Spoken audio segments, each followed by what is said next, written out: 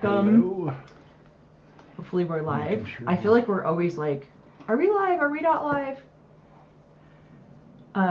Yep, there we go. There we go. Mute that. There you go. Pull up the chat over here. Here we are. Right up there. Love, I thought you knew how to do all this. I do. Hope everybody had a Merry Christmas, Happy Holidays, great however holidays, you guys. choose to spend the holiday. There we go. Now I can actually read that. Hello, guys. I'm so happy about that. Sorry, Our studio often gets really hot when we're filming, but the last little bit it's been actually pretty cold in here. The evil ones. Welcome. Yeah, I thought I was getting a high score to go to Hell, and Apparently. Melanie's beating me. She's always so Who knew? competitive. So competitive. So, hello, Switzerland. Yeah, so for those Scotland. oh Welcome. gosh. My mom's here in the house. She obviously doesn't want to be on camera, but she is going to give her thoughts on this whole thing as well. We have a lot of thoughts about it. It's funny. Yeah, oh gosh, we got a lot of people on here. It's the evil ones. Mhm. Well, yeah. She's behind. She's again on TLC time. So. I'm trying to catch up. I didn't get slapped with a social media slap by my dad. What's so funny is that somebody actually messaged me because my dad disconnected from me on all social media when I started to go on YouTube. Before he didn't know about TikTok because he doesn't have a TikTok.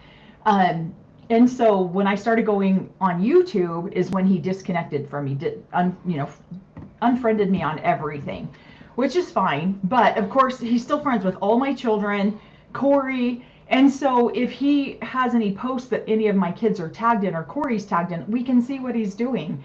And then of course, all my siblings. And so I get a message early in the morning. Did you see what your dad posted about you on Facebook? And I was like, nah, I don't even really care. And then they sent me a screenshot of it and I was like, oh, really? Oh, okay. And so I just started laughing about it. But there's some, and we'll talk about like, because of course there's been a range of emotion, right? There's been this, you stupid mother effer. And then there's also been this, wow, how does a parent talk like that about their child online? And then there's also been that, well, I kind of am a multi-covenant breaker because I took off my garments, I left the church, I have talked ill about the Lord's anointed, or the ones that perceive that they are the Lord's anointed. Doesn't mean I believe that they are, but they believe that they are. And I'm an adultress. Yeah. And so if you look at the comment, Cory went in and did this big to-do on it. We actually should have put that comment in our like whatever. Yeah, Rosa says he still follows Cory. I can't even. I know, right? He's just like, I'm going to punish her. I'm going to pull my love away from her and she's going to come begging for it back. And I'm like, yeah, no, I'm not. I'm okay. And so, yeah, a lot of different thoughts about it. My mom's got her own set of thoughts about it. So we'll definitely, she'll chime in. We'll just swing the microphone around to her. But what I sent it to my mom immediately, and her first comment back was, "Who does this guy not know spell check?" Because of course the professional secretary and my mom came out. Oh, is my thing too loud? Because I get really elevated when I start talking passionately about something. And so my mom's first comment was, he doesn't know how to spell. Yeah, he doesn't know how to spell. Oh, I love it. Rosa says, the fact that you would be labeled as an adultress when your ex was paying prostitutes is just next level. I mean, we are like the bottom of the barrel polygamous people over here. We hang out with the low lives. So yeah, Hollywood has taught me that all Melanie needs is the power of Christ to compel her. Well, he did actually do what I would consider a form of an exorcism on me when I was 15 years old. And I actually made a video about that because I had a boyfriend, and I was actually accused of fornication with this boyfriend, which I actually hadn't even done. And the same night he took me to the boyfriend's house, and it was horrible. It was one of the most trauma-inducing experiences I've ever had in my entire life. And I had to confess all my sins to his parents, his mom and dad, my mom and dad, and then I was taken straight back out to the Polygamist church and rebaptized that same night, so that I would never commit these heinous acts of sin again with this boy. They must think the sun shines out of your ass. Oh, what it would have been like to have that happen and get rebaptized. No, they just announced my sins over the pulpit and then excommunicated me. So I know. So everybody could hear my sins, not just the parents. There was a couple of people who wanted to put all of my sins out there on top of. It wasn't mine. It was the boy that I was dating. They were his sins that they wanted to put out all over the pulpit because she couldn't stand him. And so yeah, she was actually his biological direct aunt. And so his mother and her are sisters, same mom, same dad. And she wanted to get up and announce his sins all over the pulpit too. And yeah, that was fun. That's fun stuff. So yeah, I mean, this is like literally, people think that a lot of this stuff doesn't happen because you guys, the world got to see the pretend polygamy that the Browns portrayed to the world. But this is the real polygamy. And here's the sad part is that the AUB is not even as bad as some of these other groups are. And so that's the sad part right there. You trying to read all the comments? Well, yeah, everybody. So from Germany, Sweden, 222 sound. Is the sound a little rough? Still, I'm trying to make sure that I'm balancing it here. We were a little bit late because our sound was off, so we had to restart our whole system. So we might have to do a sound check if that's getting too bad. Let us know. So adulteress, number 1, having a boyfriend. Number 2, leaving a verbal abuser for the first time. Number 3, leaving a verbal abuser and cheating for the second time. Number 4, marrying Cory outside of the church. Got it. And so I know that, I mean, I'll own the sins that I've done. Absolutely, I'll own them all day long. I'm not afraid to talk about them. And in fact, Cory and I were actually going to talk about these. We're going to we'll make videos on them. We won't necessarily do them over a live, but we'll talk about the things that, like why we got divorced, the things that we have learned because of why we got divorced. And I'll absolutely own everything I've done, but I won't necessarily own being a multi-covenant breaker the way my dad wants to accuse me of, because I don't believe he's the Lord's anointed, or that I can't say anything negative about him. That's probably the biggest one. But we'll get a little bit deeper into some of because it's actually, what he did is actually really scary if you really stop and think about it. And I'll let Cory go into a lot more of that. Yeah. Let's see. Mike, see, I wasn't there for your uncoveting. So, did that just release the marriage, or you were still bound by your other covenants? So. No, you're still bound by your other covenants. Okay. So my covenants that I made in the temple or in the polygamist temple or in the polygamist endowment house have absolutely little or nothing to do with my ex-husband. Those are covenants that I made between me and God. And it's the same in the Mormon church. It's exactly the same. You go through there, you make covenants between you and God, and you just a lot of times often do that during the marriage ceremony. But the marriage ceremony and the covenant ceremony are really they don't have to be done at the same time. So in the LDS church, they send a lot of young missionaries out to proselyte all over the world. Well, when they do that, they go through the temple and they make their endowments and their covenants in the temple, and then they receive their garments as a protection or a shield when they go out into the world to proselyte. It's supposed to protect them. And that's totally separate from then the marriage covenant. And so then when they go get married, if they've already received their endowments, then they just go through the sealing process. Does that make sense? Yeah. And so the covenant you made with the Lord was not to speak ill of the Lord's anointed, correct? Right. And so do they have to show an I was an anointed card or something so that you can't speak ill of them? Or is it under assumption? Are you assuming that, okay, no, because they told me. Yeah, but at the time, they said, I am the Lord's anointed. You must do what I say now. Well, and I said no. And then was it the same Lord's anointed people that said that? Well, my dad. Was your dad part of it? He was the leadership at that point, yeah. No, he wasn't. He wasn't, was he? He didn't become on leadership till I was 19. And I was married at 17. So, yeah. Cory, you look lovely at Mel and talk. Oh, when you look lovingly at Mel, you talk and your mic. Mel picks up pretty, please, thank you. Yeah, okay. Please let us know because we'll fix it. Because again, literally minutes before we started, our sound went out and we had to restart in our entire system. So we probably are having that. Somebody says it's not speaking ill if you're telling the truth. Yeah, the mics we used last night were awesome. Yeah, we did our live recap or rewatch of Sister Wives, and so we bought these tiny little mics. And I bought them when we did our road trip to Pinesdale, to the compound up in Montana. And so I bought these for both of us, and I'm like, why don't we use these on our TikTok videos since people can't hear Cory all the time? And then my mom, I was able to throw in my mom's face a few times last night and have her answer a few questions too.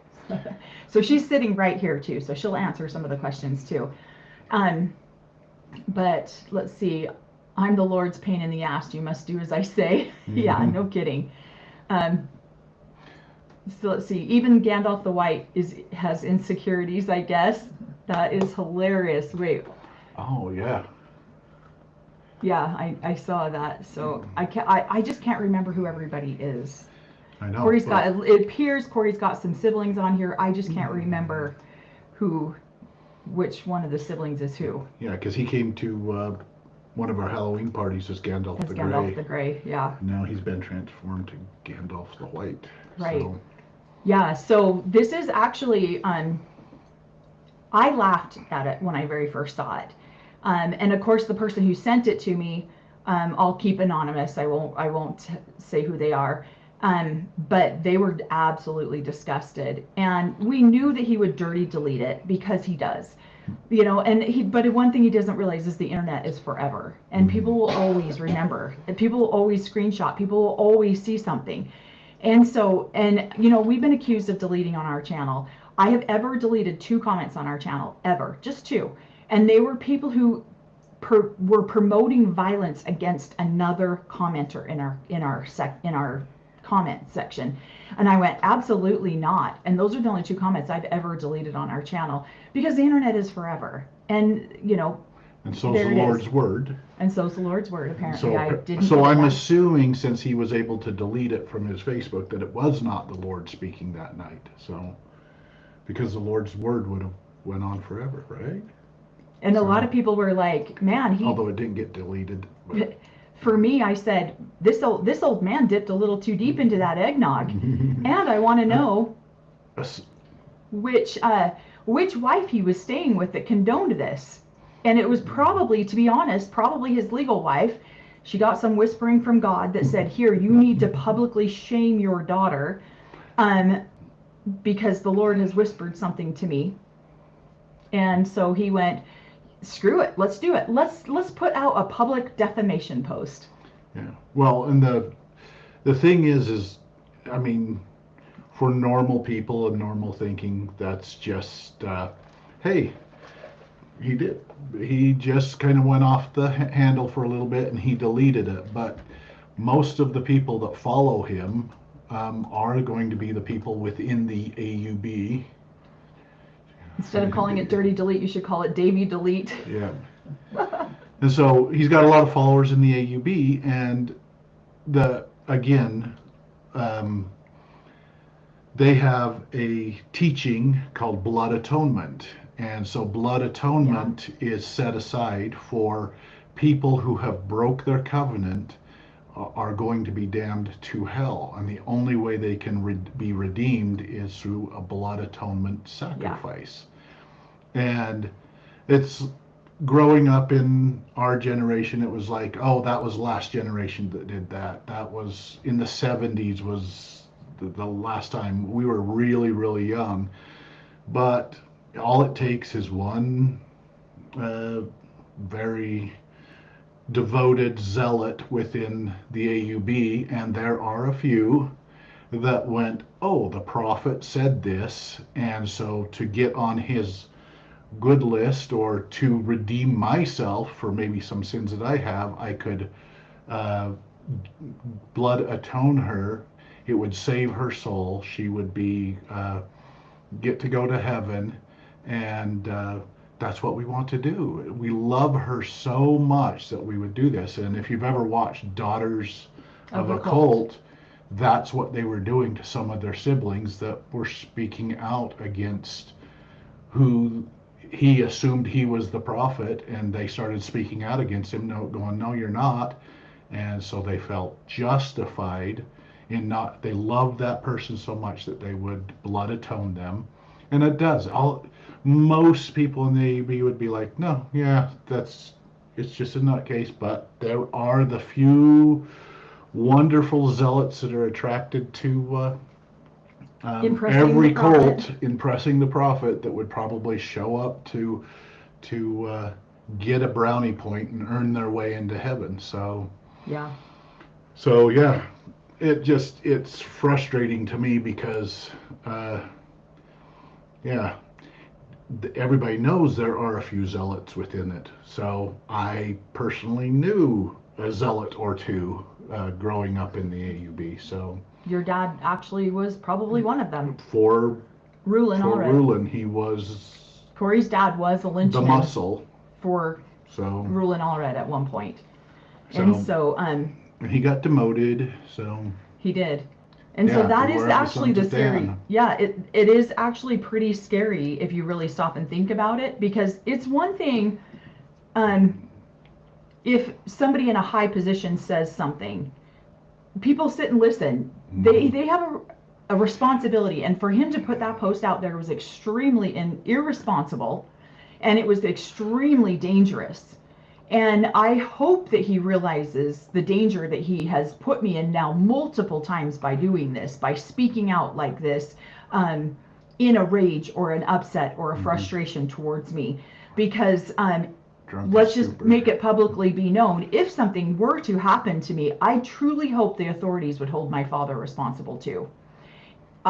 Outside of just like whoever carried out whatever responsibility my dad, whatever they thought, oh, I'm going to go and get in the prophet's good graces. And so then they come and take me out. I hope my dad gets prosecuted for that too, because he's the one who irresponsibly said and did what he's done. And the reason is because there are multiple people within the AUB. There's a lot of his followers that actually believe that every word, that the words that are coming out of his mouth are God's words. Right. So God is condoning it. So people who are watching, it was deleted from off of his Facebook, and God doesn't allow deletion of his words. So that part of it, based on your teachings, that part of it was not God's word. So well, and he made it friends only, so if you're not friends with him on social media, you wouldn't have been able to see it, because he didn't tag anybody in it, and he made it friends only. Well, he can't tag you in it because he deleted you. Right, so. But he did tag the article about my mom's lawsuit towards my dad, which is so funny because I had nothing to do with that article. I didn't even know the article was happening until it was posted and it was out there. I had nothing, absolutely zero, zilch to do with that article. The picture on the front page was taken out of my home without my permission or my knowledge, and it was given to the newspaper for the article. I had no idea until it popped up. And I'm not upset about that, but some of my kids are, because it was shocking to them to pull up their social media and see a picture of my mom and I that has been on my desk in my office for 20 something years. And that felt like one of my children talked to me very specifically about it and said that felt a little like not, it felt just slightly violating when I saw that, because I was like, wait, that's my mom. That's my mom. And so they were a little slightly upset about it, but I had nothing to do with that article whatsoever. I was not interviewed for it. I was not even told that it would be like released when it was. So I had nothing to do with that. So he had tagged me in that article, which I thought was very, very funny. So Mom, do you want to say anything about, like, what was your go ahead. No, I was just going to quickly add that I thought I got written out of the book of the Lamb of God, but you were deleted from Facebook. Is that almost equal to? Because you're no longer friends with the prophet on Facebook. Oh my God, I've been demoted. Yeah, so the book of God could be Facebook. I don't know. I got to figure some of that stuff out. But yeah, sorry. Yeah, no, I'm going to swing the microphone over, because mom and I had a very conversation about it the other night, and I think that that's when it actually hit her that the magnitude of what this man has now done by calling me out as a multi-covenant breaker, and now truly the only redemption for my soul would be to be blood atoned. And you don't have to say anything if you don't want to, but if you want to, go for it. Well, it's just really scary because there are so many fanatics who think that they, to impress God, to impress the prophet, we will eliminate this person. And it did. It hit me really hard all of a sudden. I'm like, oh, this could really happen. And not because Dave is specifically saying do this, but he has made it known that he is very unhappy with you and putting your sins right out there for everyone to supposedly see now. No, he needs to list his own. Yeah, he definitely needs to list his own sins right there. She's not on the going to their church anymore, so he can't have her sins announced over the pulpit, so he did it over the Facebook pulpit. So to all his fancy friends that are following the prophet. And that's the sad part about it, is he's going to have several children in my case, because he's had several children go through the LDS temple or the don't call out other people's sins. I'm not going to. I'm just saying he's had several children do that already, go through the AUB temple or go through the Mormon temple and then leave. And then they've broken their covenants of wearing their garments. They've broken their covenants. So I'm not his only child that has done this. I'm just the one that's speaking out publicly. Which then, egregious sin, or whatever that word is. And so that's what, when Mom and I were talking about it the other night, I think that full impact of what he has done kind of hit you. And it hit me hard. And she burst into tears, and she was like, I don't know if he realizes what he's just done. And it is true. I mean, the prophet that converted my mom and my dad into the AUB was blood atoned. And so it's not something that we just throw out there as a joke. It's legit, and it happens. And Orville LeBaron is the one who called for that hit. And even though he didn't pull the trigger himself, he went to jail for it. Yeah. And that's what I'm saying here. If something were to ever happen to me, then my dad better be held accountable for that too. Because Orville LeBaron was held accountable for Rulon Allred's death. My dad better be held accountable if something were to happen to me. So it is one of those things that it's like, yeah, we make light and we joke about it and we hope nothing happens, but I'm wondering if that old man was a couple dips into a glass of bottle of wine and allegedly, and wondered if that's why adulteress. Sacrament. Come on. Yeah, he was having some sacrament that night. I mean, literally, what is he thinking? And he didn't think, and the funny thing is when it got deleted, nobody had commented on it, nobody had liked it, nobody had reshared it, nothing. And it's like, nobody wanted to get within 100 miles of that post because it was so irresponsible. And it's like, you're not just a wounded father anymore. You are now the leader of a cult that is that has fanatical fringed people in it that will do what you say. And so you better be careful about what you put out there, Dad. And one of the things I was talking to Melanie about is there's many teachings over the centuries that that That's so have true. kind of gone by the You just wayside, said if you so will. But all of a sudden, but I was taught about blood atonement, that it was still something that Yeah, we were could too. possibly be done. And so if I'm being taught, it's probably because the generation before me still believed in it and saw what happened, I guess, with Ruland.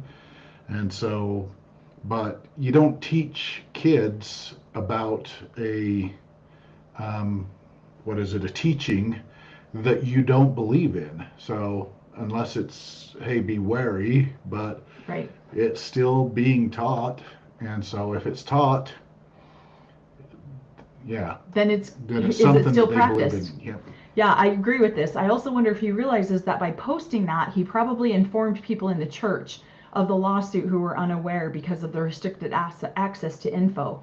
So he can't now undo that either. That's what my mom was just pointing Oh out to me my was this goodness, yeah.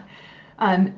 Because yeah, that's very true. A lot of people were probably very, I mean, my mom's she stepped away from that relationship about 5 years ago, and nobody knew because my mom did not go out there and defame my dad. She did not go out there and say a bunch of stuff. Most people did not know about this until this article came out, and then that's when most people became aware of it. And even his own children were not fully aware that my mom had left. And I mean, because you've got a couple of the third wife's kids that did not know. No, they wanted to know why he wasn't at a party down there at the property. Yeah. Germany, hi, Germany. Yeah. They told them all, well, she'll be out in a few minutes.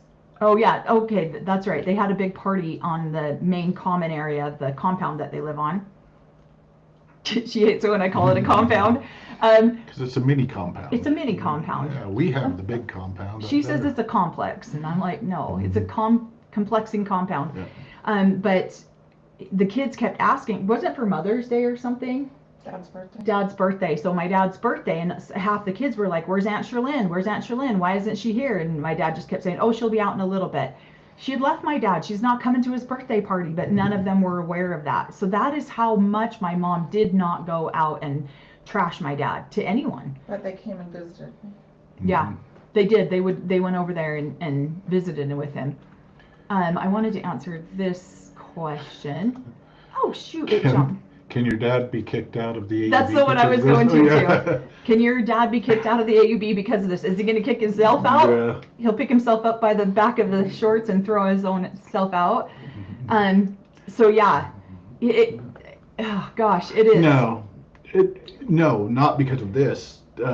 Probably everybody on the council, who are his other council members, believe exactly what he is saying. To be true. This is the truth to them.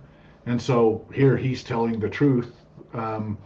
She has broken her covenants of speaking out against him, all of these, and so, yeah, we joke about it and everything like that, but no, it would take probably all of the council members to come together and try to kick him out. This is the greatest comment ever.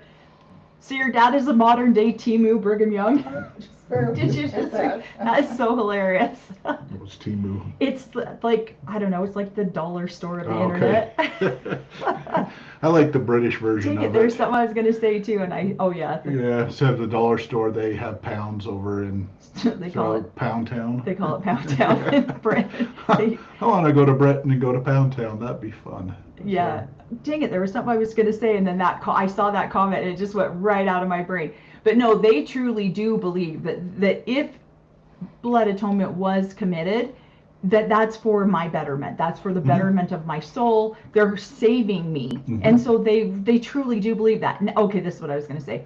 Now there's going to be a content creator who puts out there, prophet of the AUB puts out hit on his daughter. So yeah, you heard it here first, people. If you have any questions, just come in our comments or email us and we'll answer them directly. But I can already see the headlines of some of the other content that people are going to create. But it's now she's going to say or do the quote you just saying that. So you're quoted. AUB prophet daughter makes fun of the fact that her daughter his daughter, I don't know. Well, it's funny, but he's the Brigham Young your mom says we have at home. I'm not sure who that is. I missed that one. Let's see. Poltergeist's daughter. Yeah, so the way he chose to spell it, I am genuinely curious if he was Inspired. Is that what you're looking for? That's exactly what I was about to say. And the reason I say I wasn't just trying to take a dig at his legal wife. The reason that I say his legal wife, because she truly is the one who is the most inspired by the Lord. She is the one who gets the most whisperings from the Lord. And most of the time that includes inflicting discomfort and pain to the other wife's children, especially when there's like a death of their mother involved, or a death of them involved. She likes to get those whisperings from the Lord that inflict a lot of emotional stress and a lot of emotional pain to those children. And so that's why I'm saying it's probably her. I don't have any idea, because shame on you. Truthfully, I'll just be honest right here. Shame on you for encouraging that post or allowing that post. I mean, this is an old man. You should have taken his phone away. It was 8 o'clock at night on Christmas. Why isn't he spending Christmas with his family? Why isn't he doing something like that? Why is he sitting on Facebook at 8 p.m. on Christmas night calling out a hit on me? What? You're doubling down on speaking ill of the... I am doubling down on speaking ill of the Lord's anointed. And his queen and his priestess. And his queen and his priestess. Wow. I thought for sure Mom would be cracking up over here, but she's like, that dumb B word. So, let's see. Answer this question, Mom. So, how seriously worried or scared are you or your mother about the loon coming after you? Oh, I'm not worried at all about me. I'm 71. No, about me. About But I'm very worried about Mel and Cory, because Cory might get by because Dad still, I think, likes him. Well, but I've made no covenants, Yeah. so it would be murder if they killed me. right, It wouldn't be blood atonement. right. So if I went down, then they're not saving my soul. They're not doing anything. I have not made those covenants to violate. And so, they are only doing it to those people that made the covenants to save the soul. I'm non-redeemable. You're unsavable. Yeah. Yeah, No. Cory's already been taken out of the book of the Lamb of Yeah. God. He doesn't need anything else. No, Yeah. I know when Melanie and I were talking about it the other night and it hit me, I just immediately felt the emotion just well up in me, and I just burst into tears. I'm like, this could happen, because there's so many crazy people out there who think that they have the right to do that, to blood atone, to do whatever they need to do to, quote, save people. Yeah. It's really frightening. Yeah. And they would disavow it. The leadership would disavow it, say, oh, that was just some crackpot that went off on their own. It was nothing that we asked for or anything like that. But everybody's aware that there are one or two persons like that lurking around the corner. When we went to church, there were some people that you made sure you didn't sit down with your family's back to some of the people in there. Everybody kept their head on a swivel to make sure that we knew where everybody was in the church. So yeah, I want to answer this. Is Cory protective of Melanie? He seems so happy and affable. No, that was funny. Doesn't he get mad at all about all this nonsense? do I get mad at it? So here's the funny thing. When Cory and I first got married, there was an altercation with my ex-husband, and I had never seen this side of Cory. I should really post that picture, except for you're half naked in it, but he was huge and ripped and muscly, because when he left the AUB, he was threatened multiple times with blanket parties. They were going to come and they even came into the gym to beat him up. And so multiple times. And so Cory and his brothers got huge and buff to protect themselves. And And so I first get married, right? My ex-husband shows up at the house. There's this massive altercation. He grabs my 2-year-old off my stairs and he's running. And I'm like, if he takes him, I'll never see him again. And so I jump off. I go flying outside to grab my baby. And Cory stands right there at the top of the stairs and he's waiting and he's waiting. And my ex-husband's like, I'll take my children whenever I feel like it. He's threatening me. He's screaming at me. All of a sudden he gets me in a headlock and he's punching at, like swings at my head. And Cory comes down out of that house in 2 seconds and cleaned his clock. And I was like, what? Because Cory, I've never seen that side of Cory. And so, no, I feel perfectly safe and fine. And Cory's a big, huge dude. Protective. He's like 6'2", almost 6'3". And, you know, we have our own personal protection that we both pack, or he packs at least. And so, no, he has been threatened like this since he was early 20s. So this is not something that he's not familiar with. It's something I'm not familiar with. So go ahead. Yeah, no, I've been very frustrated. I was frustrated, first of all, when he went off at that funeral for this very reason. Right. Because I didn't know who was all in that funeral. And I haven't been around the AUB for many years. So Yeah. I'm very unfamiliar with who the crackpots are within the AUB now, where I felt like when I was younger, I knew who to be aware of. Yeah. And my brothers and I were very aware all the time. And every time I go back up to priesthood property, I am very, very aware of who has the capability of what and where they are.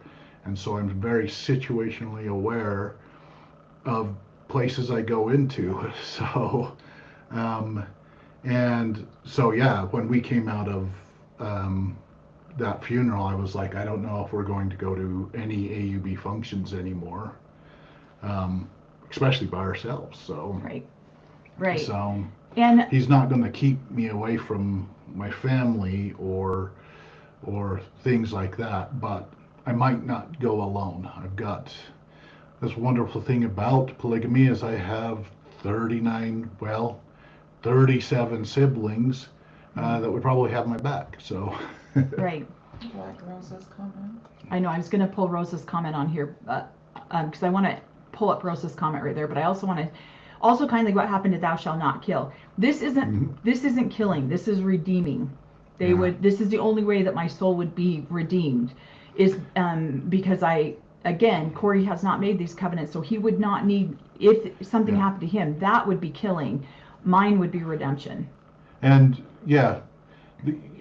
you're speaking of an unedited version of the 10 Commandments, so it would be thou shalt not murder probably within the teachings. Yeah. Thou shalt not murder, and murder would be killing somebody, an innocent person. Right.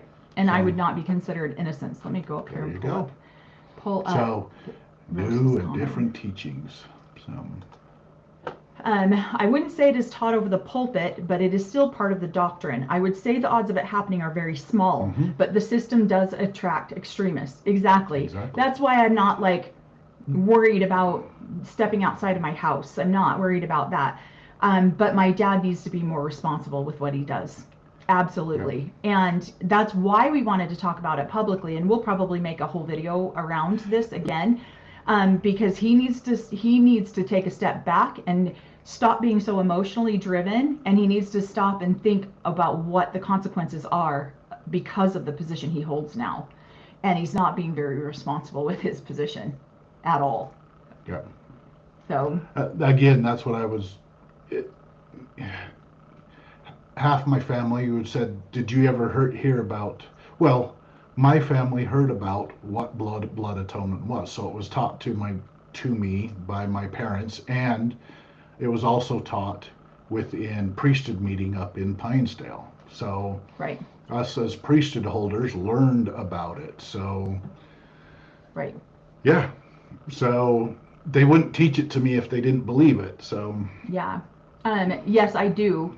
Since somebody says, Mel, you don't carry. Yes, I do, just not as avidly as Cory does. So, and I mean, we've got children who do too. So it's something that we've raised our children very responsibly with and very consciously with since they were small children, to be very careful about. I don't want to go too deep into this subject because I don't want our video to get flagged. But yes, it is something that we're very conscious of and we're very responsible with. So, and trained it. And very trained it. Okay, thank you so much, Catherine Perry, for that super chat. It says, with blood atonement and such violence, why do you think Christine stayed in the religion even knowing that her grandfather was killed? Well, she was... Because it wasn't our group that did it. It was another group that came in and did it. And let me rephrase that. It wasn't the AUB group. I'd never want to have ownership language like I just did with our group. I never want to do that. So because the AUB, it wasn't the AUB that did it. It was the other group. And this is what we've been saying on a lot of our videos. We were proud to be raised in the AUB because we weren't as extreme as the other people were. We were more of the lambs to slaughter, if you will, over the other groups who were aggressive, the Kingstons, the LeBarons, the FLDS. Well, up until Ervil LeBaron, neither had that group. Well, right. Yeah. Right. So that it was put down in history. So to be honest with you, it was history of the Church of Jesus Christ of Latter-day Saints that those things went on. It was a teaching that this happened and for these reasons, but they were like, well, we're going to let God kind of handle this stuff. And up until within that group and that teaching, up until LeBaron took over and all of a sudden went, you know what, I'm going to go a little radical here, and we're going to take that teaching way back from here and we're going to enforce it.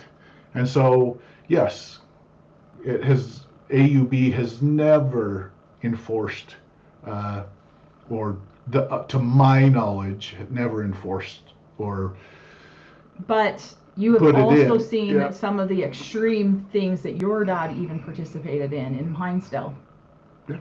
But it wasn't as extreme as blood atonement, but there's still some extreme. It was the use of the rod, so. Yeah, exactly. And welcome, little old lady, or let's see, random old lady. I used to call my mom little old lady. Random old lady, welcome to be a member. We appreciate that. Let's see.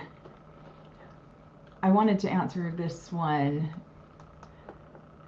because somebody says, what was the other group that killed Christine's grandfather called? They were the LeBaron group, or the Church of, no, they actually had a church name. I can't think of what it is.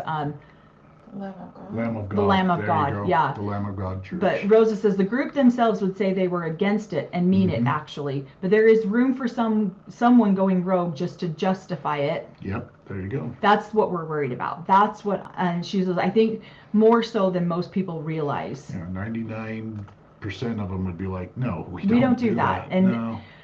That's what can be kind of scary, is it just takes that one person that goes rogue and goes on that's the person that you're worried about. You're not worried about 99% of the AUB members, because they're not that way. It's just that one person that, yeah. And then you're done. So what? Oh my gosh. Okay, I have to live with this man. You guys are blowing up his ego. Thank you. Somebody says, I'm sorry, Mel, but Corey's a dreamboat. I would agree with you. I think he's pretty amazing myself. It's funny. We are going to I told Corey, let's do this. And then I got so sick at the beginning of December, but this is when we were going to plan a video about how we met. We were going to talk about that and about how we were going to make a whole video around that. Because I want to make a video sooner than later about why we got divorced and why we got remarried. And so that's that. Because I've been wanting to move farther away from sister wives, although they make it just so easy to talk about because there's so much stupidity. And so, but I've been wanting to do more videos on our personal experiences. And so, yeah. Let's see. Are you the first people to speak out against your father publicly like this? Yes, I would say. Is there other people that have done it? No, a lot of chatter going on behind the scenes, but Here, put it. I just have heard a lot of chatter is going on behind the scenes. Yeah. A lot of people are not happy with him, but to actually Whisperings. speak out publicly, Yeah. yeah, you're the problem child. Mm-hmm. And I did a lot too when I was younger, when I was in my early 20s, because he was made one of the leaders when I was 19, and that blew my mind. That's literally when I had my very first major crisis of faith, was when I was 19 and he was made a leader, and I was like, I know this man. I was literally regularly beaten by this man. How on earth can he be, how can he speak for God? How can he, it was so hard for me to wrap my head around that. And so I did speak out to him a lot. I spoke to him directly, though. I didn't go like a public platform. And well, obviously we didn't have internet back then. The way that we have now, we didn't have social media platforms. I think he's very surprised that I'm the one who has started speaking out about it. I think that's very surprising to him. But I can't sit back and let other people tell the stories in so sensationalized and just not true. And so that's why I don't want to over sensationalize this situation, but also I don't feel like we are over sensationalizing it. I feel like there is genuine, my dad needs to be more careful about the things he says and does like that. He really truly does. And I wish that he would have taken a step back. And he has my phone number, so he could always call and apologize if he really wanted to. But I would say put that out there publicly. I'm just saying, I'm going to be the benevolent one right now and apologize. No, I'm not going to do that. But I'm just saying he definitely, it's sad to see. We really truly thought things would be different with my dad, and I feel like it's almost just worse. Yeah. I'm disgusted and sad. And the thing is he feels 100% justified in what he's doing. So, what? There was one on here. Somebody says, did you know that your dad had the actual chance of becoming the leader? Oh, shoot. No, they were playing hopscotch before him, so nobody. I did. It was random. I knew from the age of 19 that he would, because the way that had been done most of our lives is it's succession. It's who is the senior, and it didn't really start to jump people until, was it when Owen died? I think it was. Yeah. Owen died, and he skipped a couple of people in Montana and made Lemoyne Jensen the prophet down here. And then Lemoyne Jensen skipped over a couple other people and made Lynn Thompson the leader. And then when Lynn died, he didn't assign a prophet because he wasn't going to die that day, is according to him. And so then at that point, my dad was the most senior in line for being on the leadership. So it naturally would fall to him if they go according to doctrine at all. But yeah, thank you so much, Wendy, for that super chat. It says, longtime lurker, super appreciative of your insights and hearing about your experiences. Thank you. We really appreciate it. Wendy 2041, thank you for being here. We really do appreciate it. And so I'm sad that, like, this was when my dad became the leader, it was a complete shock to most of my siblings because they don't always understand how the process works. Where for me, I was like, well, yeah, it's going to be dad. I instantly called my mom and was like, who else is it going to be? He's the most senior on the leadership out of all of them.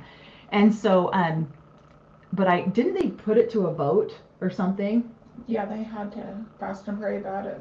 Yeah, so because not everyone was okay with it. Yeah, so they did a lot of fasting and praying about it, trying to make sure that he was the one. Getting the burning of the bosom. Yeah. Passing out the Vicks vapor rub. Oh my gosh, you're so bad. Okay, Jody, thank you so much for that super chat. It says, that's why I said not to waste your time watching Sister Wives from the start. I feel like we come here for your own experiences. Thank you. Yeah. I know, and we enjoy watching Sister Wives, and again, it has been very helpful because Cory does know the scriptures and the doctrine a lot deeper than I do. So Sister Wives has given us a jumping off point to where we can kind of explain, and then the public knows what we're talking about. And so it really has given us that, again, that jumping off point. And so that's one of the biggest reasons why we have done Sister Wives. I just don't know that we'll make it through all the seasons. It's mind-numbing to me, honestly. I really struggle with it. But I feel like we have so many of our own experiences. Like, I had an exorcism on me when I was 15. I was my ex-husband SA'd me before we were married, and my dad made me apologize to him for that. And so there's a lot of our own personal experiences that we can talk about and go into detail about, that we don't necessarily have to talk about Sister Wives. And not that I don't like Sister Wives, it's just, I don't know, if I have to watch that curly-haired goon one more time talk about how he needs to apologize for something. What was the word that he threw out? Verboten. Oh my gosh. Yeah. It's exhausting to watch it'd be okay. It's okay to talk about Sister Wives and things like that. Kind of what her father or the leader is saying is it's verboten to speak about AUB and the leadership of the AUB. You can talk about Cody. He's they would consider him an apostate. Well, he would be considered the same thing I am at this point.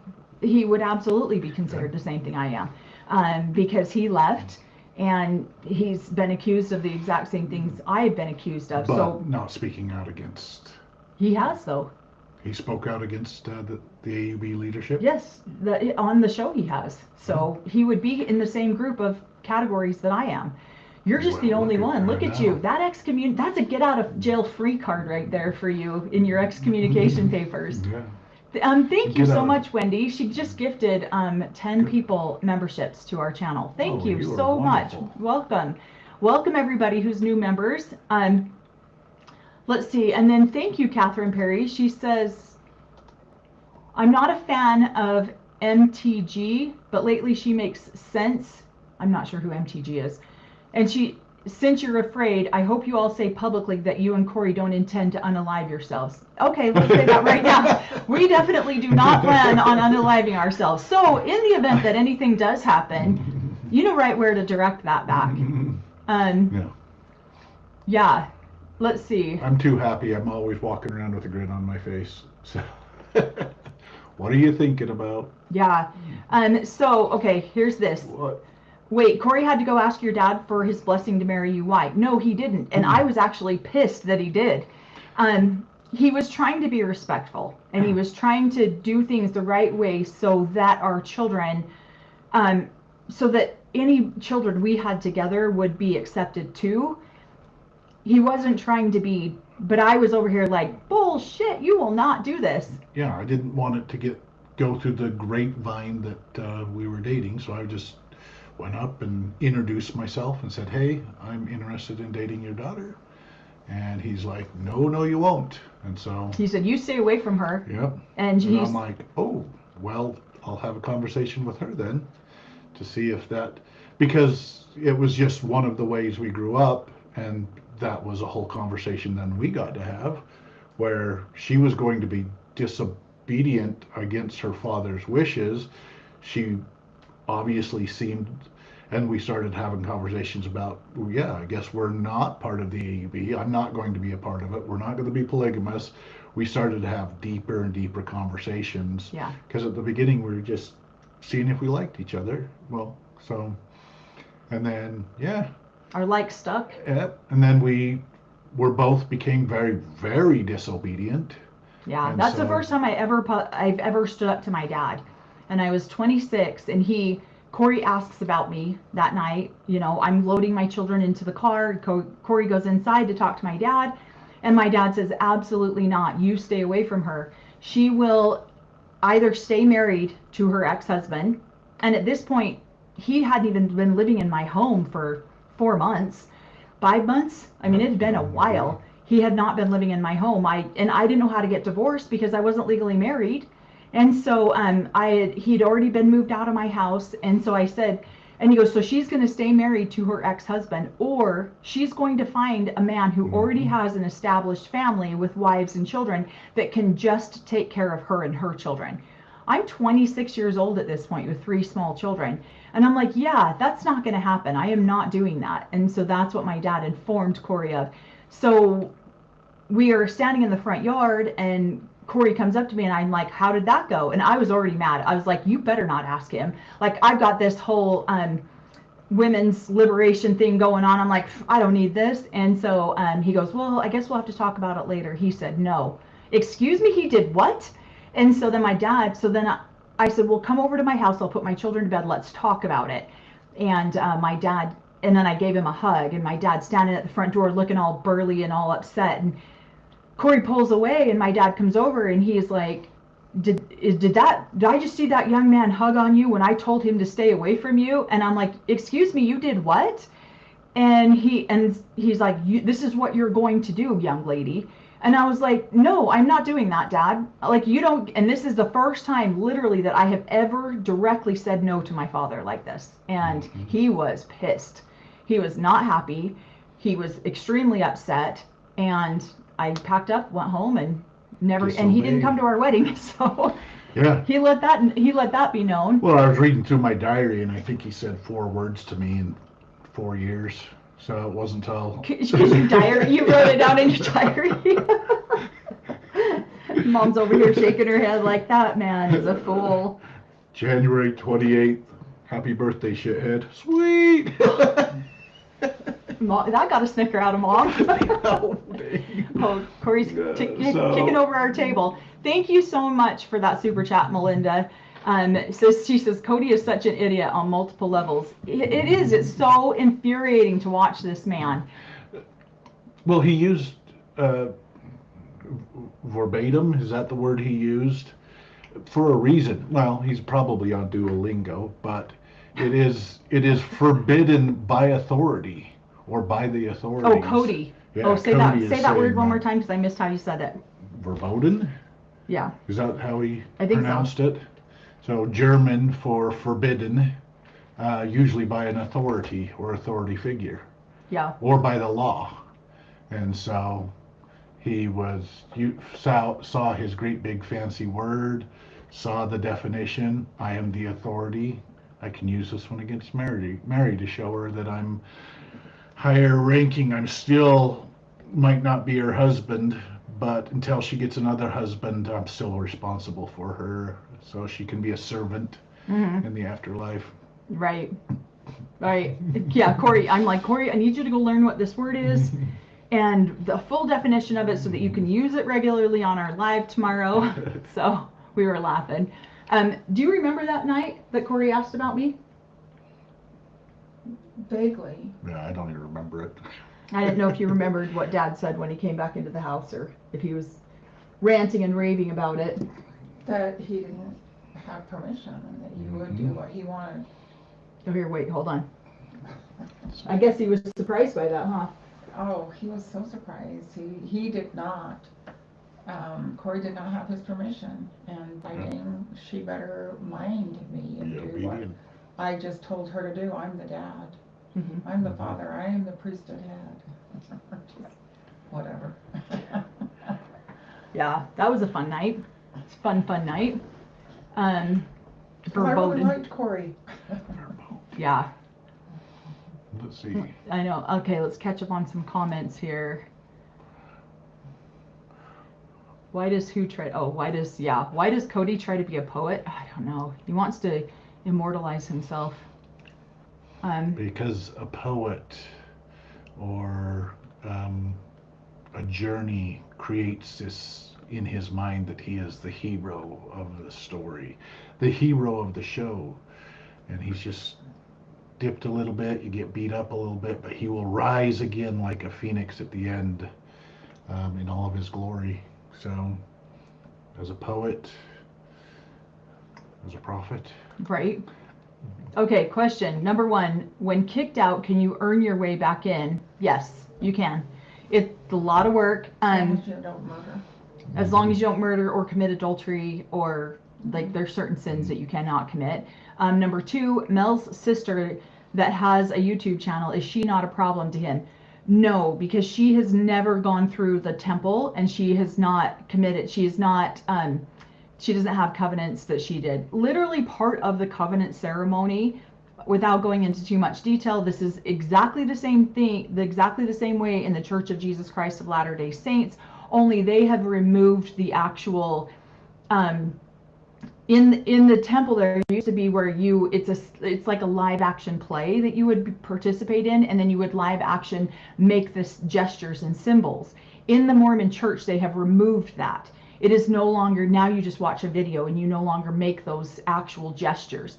But in part of the ceremony is you gesture that you would rather die by, I don't want to go too deep into this because I really don't want this video to get flagged.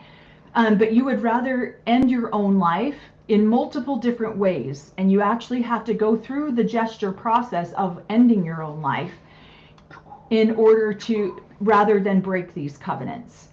And so in the AUB, you still do go through that process, and you still act out the act of ending your own life instead of breaking these covenants. And you can go find, there's a million YouTube videos out there that you can go look, and you can see what this ceremony is that I'm actually talking about. And so at the ripe old age of 8 days into 17, I made that covenant and that promise that I would rather end my own life than go and break these covenants. So I mean, it's just like I gave them permission. Oh, okay. Now I've broken these when I swore and I promised I wouldn't.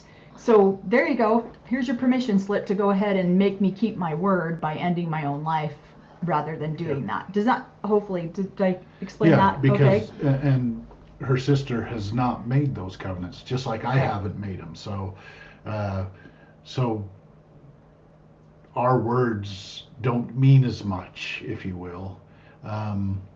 We're non-believers, and so they don't sting or they don't hurt as much. But somebody who went through and made those promises that then would turn around and speak out against it puts validity to the words she's saying, and also puts her in a scarier place than Emily or I would ever be in speaking out against it. So we are just Gentiles now, so who think we know. So and so, and I made that covenant and promise, not even knowing at all that that's what I was about to do. I had no idea when I went through the temple to get married that that's what I would be doing that day. I had no clue whatsoever. I just was like, oh, I'm going in to get married, and then I'm in there making covenants and promises that I would rather end my own life and then gesture how I would end my own life in multiple different ways than give up any of the secret combinations and, you know, what is it, any of the secret combinations, and I can't think of another word, then and especially not go over social media and talk about it. And that's why I do try to still be respectful, because so many people do take this very seriously, and I'm not here to try to hurt people's beliefs. I'm not trying to do that whatsoever. I don't go into detail on the ceremony. There's a million other channels that will do that for you. But I will speak out about the things that I feel like are abusive. You're not even supposed to discuss it within the community with other people that have not gone through it, gone through the ceremony. And so to be able to speak out, not only to other people in the community, but to the public, to the sinners, to the Gentile, is even a more egregious sin or crime against it. So and so there's a lot of different levels of ceremonies that happen in the temple or in the endowment house that even members don't talk about with each other. And honestly, in our first marriage, I didn't talk to Cory about any of this because I was genuinely like trying to be respectful of the process and slightly scared. I won't even lie. There was still a slight scaredness in me about, I hadn't fully deconstructed a lot of that stuff yet. And so, and it wasn't until our second marriage that we started speaking a lot about the experiences. But yeah, I had no idea that that's what I was going in to do. And once you do it, you're stuck for all eternity. You're screwed if you break that. And so, I mean, I had no, they say that they have temple preparation classes. I went to maybe one or two, And I certainly had no idea that I was promising to end my own life, then reveal what I was being taught at that moment. And so, yeah. That snuck in there at the end. You what? That snuck in there. It snuck in there at the end during, yeah. So, yeah. No, and somebody says, yeah, getting divorced is allowed. This is another reason why these divorces are so hard to get. These releases are so hard to get. It's usually not allowed. It's, as of late, it's been, they're becoming more and more allowed, but, so. Yeah. Let's see. But they didn't used to be. Right. So. Right. And this is so true. Of course you can't share, especially within the community, who would be excited about their wedding day when they know they will be directly tied to unaliving yourself. Mm-hmm. And this is, it's in the mainstream downer. Mormon church too. It's not just the polygamy. That's a bit of a downer. Yeah, that'll put a damper on your day. To love and to hold and to... Your brother. If you disobey me. Your brother is hilarious. I love this brother of Cory's. One time I used the wrong finger during the secret handshake. There's no coming back from that. So, Mom's over here just deep diving into the comments. How you doing over here? I'm having a hard time keeping up. I slowed the comments down, but we got a lot of comments going on. Sorry about that last handshake. Let's see. Yeah. Are you able to explain how the LDS AUB reconcile Revelations 22:18 through 19, please? We will have to look that up because I actually don't know that scripture right offhand unless you do. No, I'd have to pull it up. I have not read the scriptures now for years, so I'd have to pull it up and see what they're talking about. Oh my gosh. Okay, we're going to create a show like that, or a t-shirt like this. Release, reuse, recycle. And then somebody says, please get a t-shirt that says Adultras. It's already in the works. We're already working on that.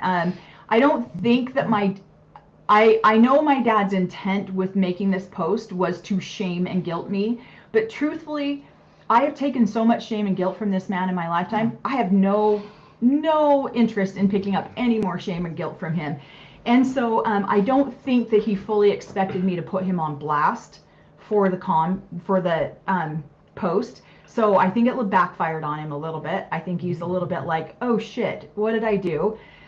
Or he's sitting back there in all of his self-righteous glory because you guys think Cody Brown is bad? He is not. He is not the exception to the rule. He just double downs his stupidity and then just puts it on national television. My dad just doubled down his stupidity, puts it on social media, and then sits back and goes, see, look at her. This is me. I'm being tempted, or I'm being persecuted for my position in the Lord, and this is how they somehow flog themselves with this kind of behavior. What were you saying? Nothing.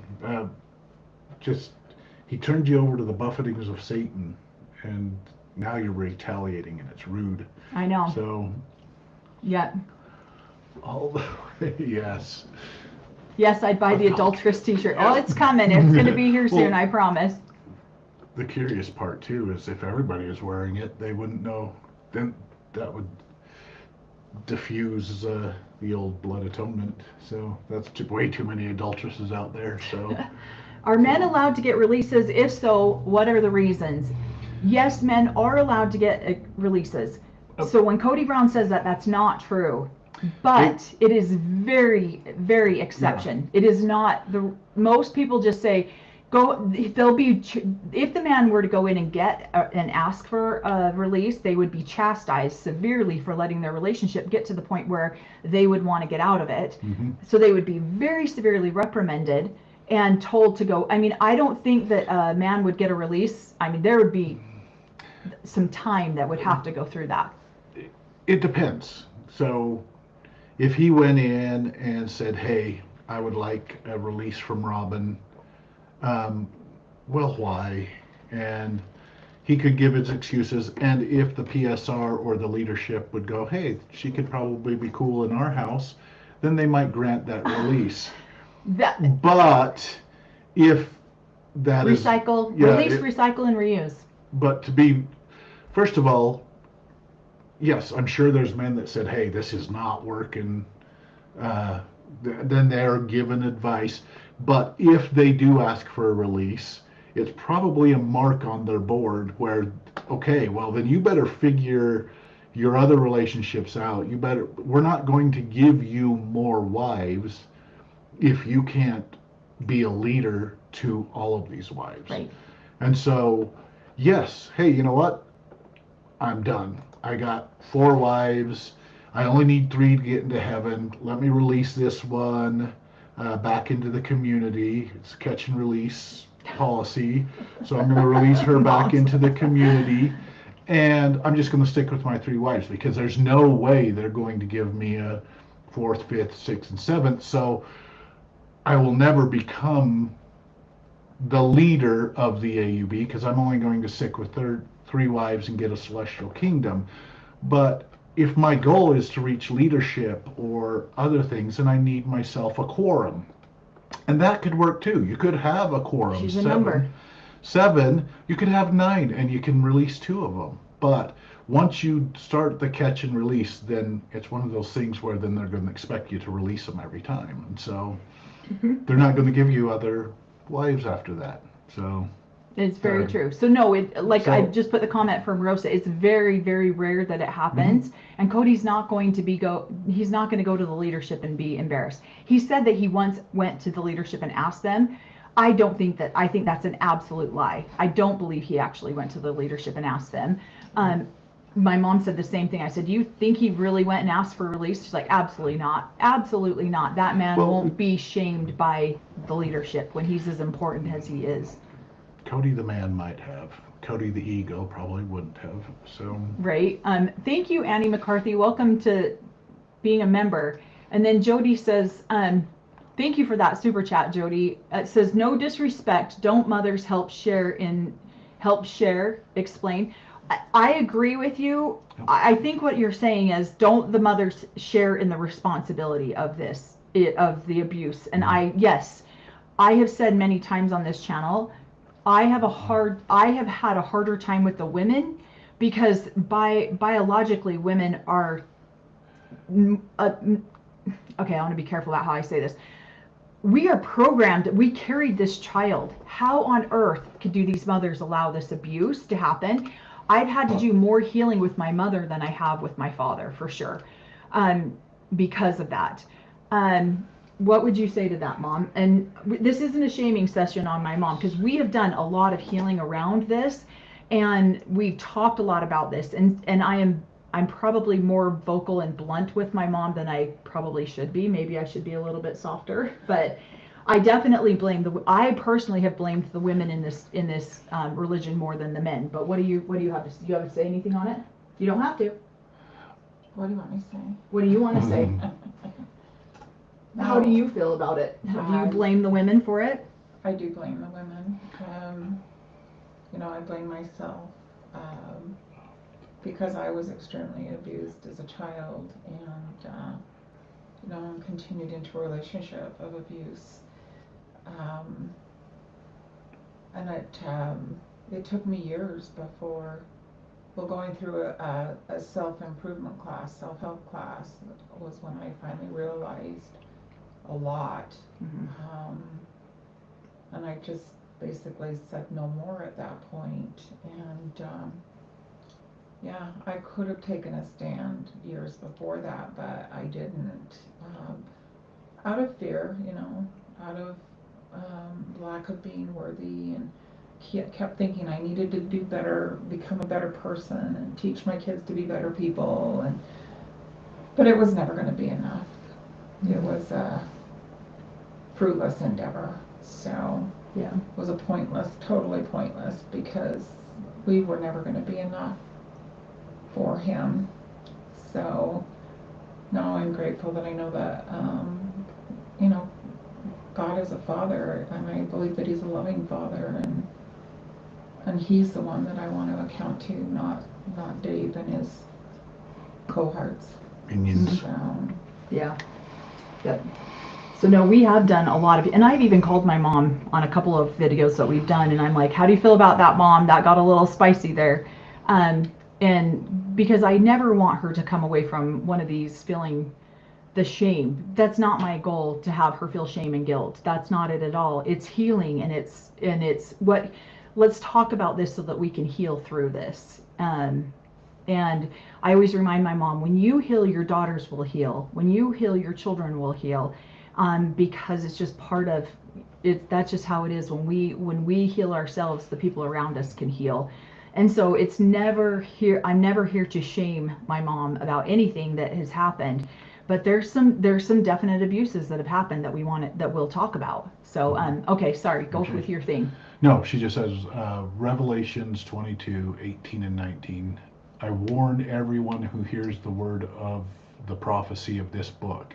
If anyone adds to them, God will add to him the plagues described in the book, and if anyone takes away. Yes, so Revelations, this is basically describing within our teachings nefarious revelation. But there's a reason he's called the PSR, prophet, seer, and revelator. He's communicating with God, adding new revelations all the time, and it only can come through the PSR within our belief system. That revelation needs to come from God through the mouthpiece of God, the revelator of God, and writing down new stuff. And if he is the prophet, seer, and revelator, then he can add to new revelations. They all feel like that they can add that new revelation, and because they're not getting locusts and frogs and boils and ultimately death, which they all kind of succumb to eventually in the end, then they feel like that they are actually putting proper revelation out there, and anybody else who gets revelation other than them, especially if you're getting revelation for yourself, like, hey, I think I should go get a burger and a fry, that's nefarious revelation, because you didn't ask permission first. So and we could get locusts and boils and all that stuff. So yes, I agree. Somebody says make a t-shirt with adulteress on it and give it to your dad. I'm gonna ship him one for his birthday. No. Let's see. Let's try to catch up on some of these comments here. We can. It's worth keeping in mind that you were all indoctrinated to blame women more than men in general. Very true. Plus, there is a lot of victim blaming in our world. Not to say anyone is doing that in this moment. And it is true. There is, and I do forget that at times. Because when I first left the AUB the first time, it was the prophet before my dad was Google-eyeing my little 2-year-old girl on the carpet, and I went, I can't make her suffer this life. I can't do this to her. And so that was the first time that I left. And so as a mother, I didn't understand how women could not walk away and protect their children. I didn't comprehend that. And so it's taken me a lot of years to have more empathy for women who chose to stay. But then again, my next child was born with a hole in his heart, a medical condition, and I thought God was punishing me for leaving. So then I went back for a couple of years, and I was rebaptized. I had my garments put back on me. I was extremely faithful during that time period, until it's so indoctrinated into you. It takes deconstructing. I mean, here we are. I'm out of it now, almost 26 years, and the indoctrination is deep. We're still learning things. I didn't know that was a misspelling. I thought it was an AUB code word. Okay, get ready for some nefarious revelation right here. Oh gosh, here we go. So it wasn't a misspelling. It was an AUB code word. So Ras in the Ethiopian means leader or king of kings, lord of lords.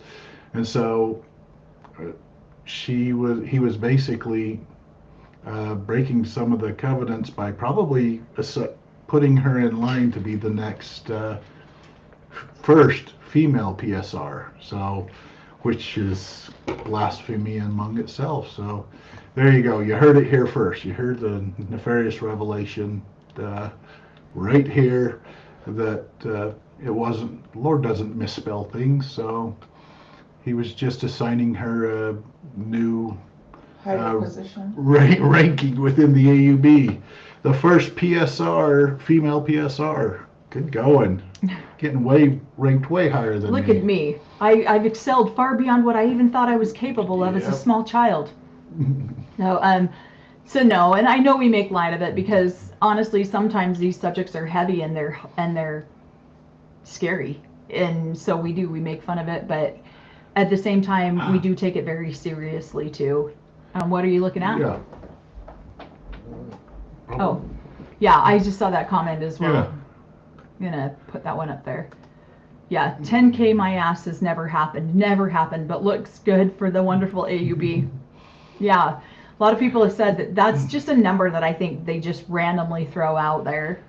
They're counting all the wives that are in harmony with them in heaven. So Those women die and then they follow the rules when they're dead. They don't do it while they're here on earth. They can't argue once they've passed on. So yeah, I have a hard time believing it's 10,000 too, because especially a lot of the people that I speak to, that they're probably counting as part of their flock, are like, yeah, we haven't been around that for years. So no, definitely. Thank you guys all for Melly, you're like the original Coke. You're the real thing. Mm-hmm. Well, thank you. And that's what I mean. We're just I don't know how else to be other than just talk about what was real, what's happened. Like, I feel like people used to say to me all the time, why don't you write a book? Why don't you, like, the things that you guys have experienced are crazy town. Why don't you guys talk about it and write a book? Never did I ever think I'd go on the internet and talk about our lives like that, because I just didn't think anybody would listen. I didn't think that, I'm like, no, that's not amazing enough. But then when we really start to go into the stories, I feel like I dumb them down a little bit, because if I said like the real full story, it would be too like devastating to hear online, if that makes sense. So I feel like I've tried to dumb some of the stories down a little bit.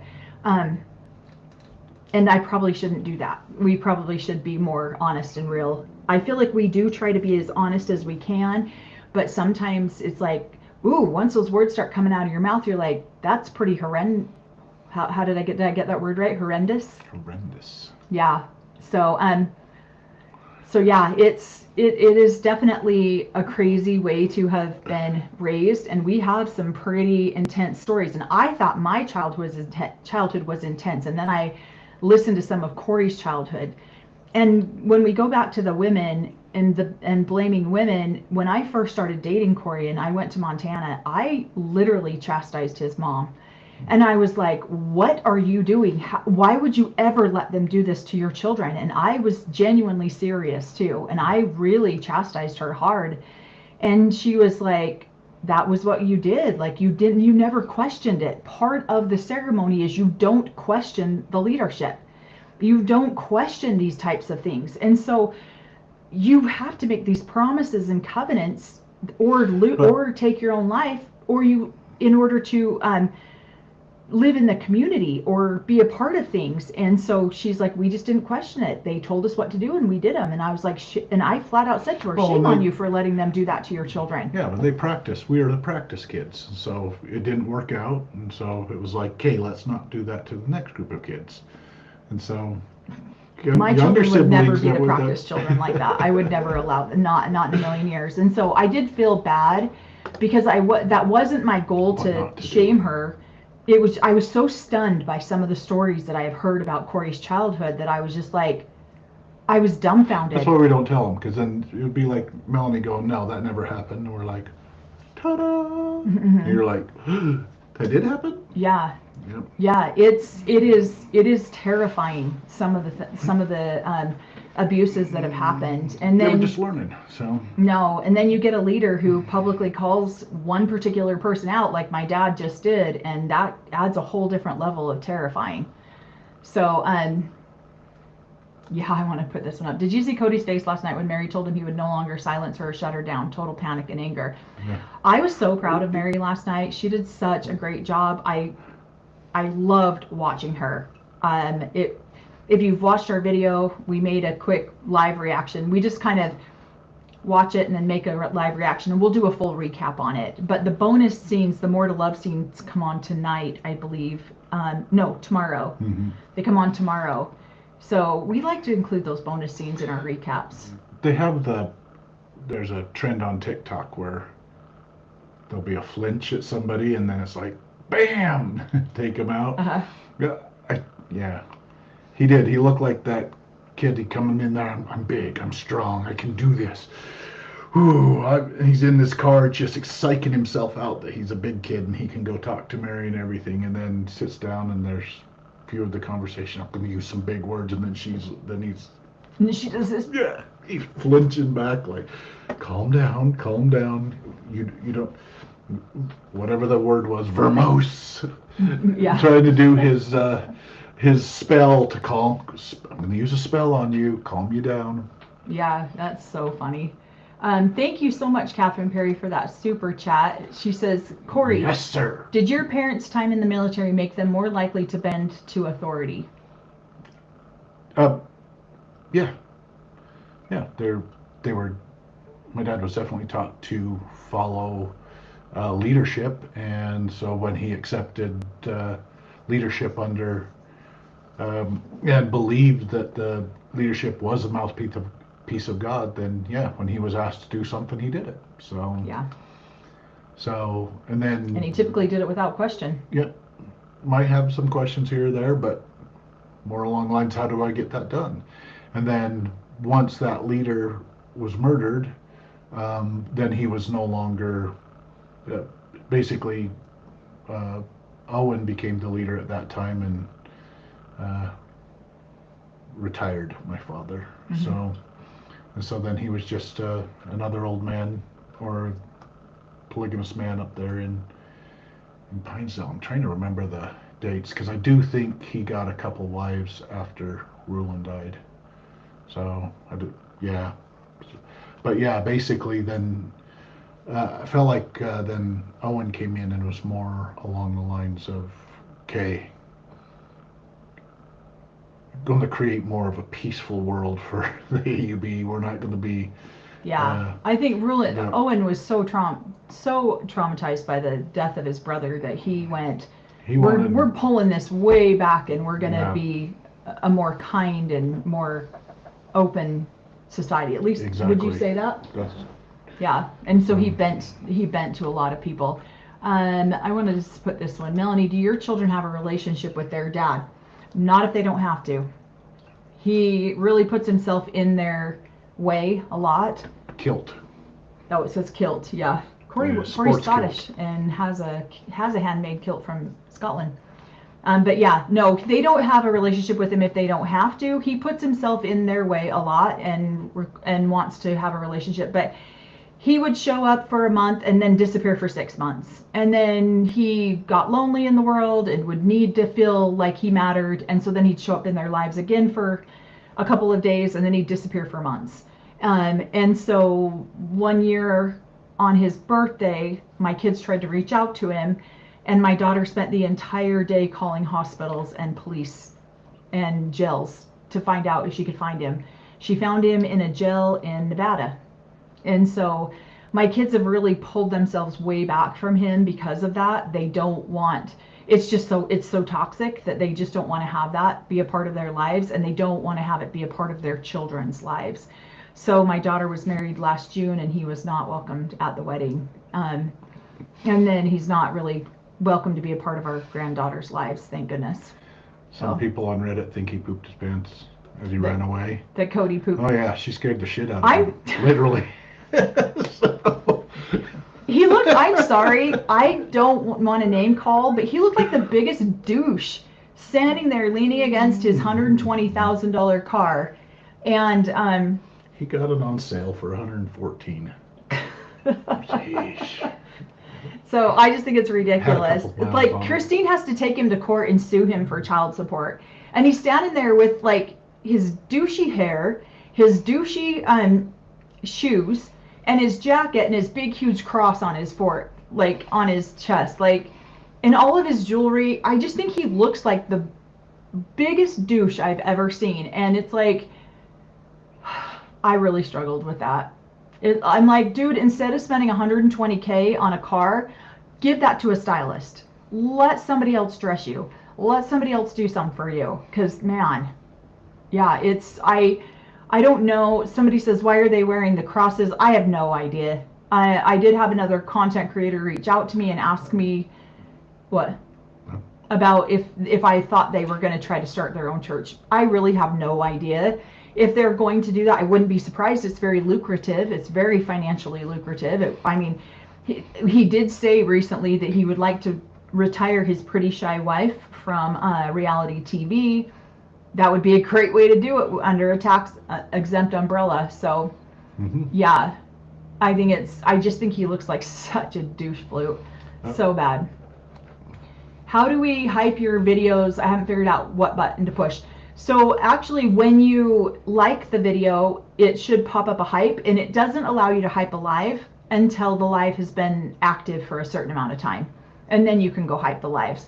But the actual videos, the minute that you like the video, the hype option should pop up for you. If it doesn't... You can swipe left on comments, right?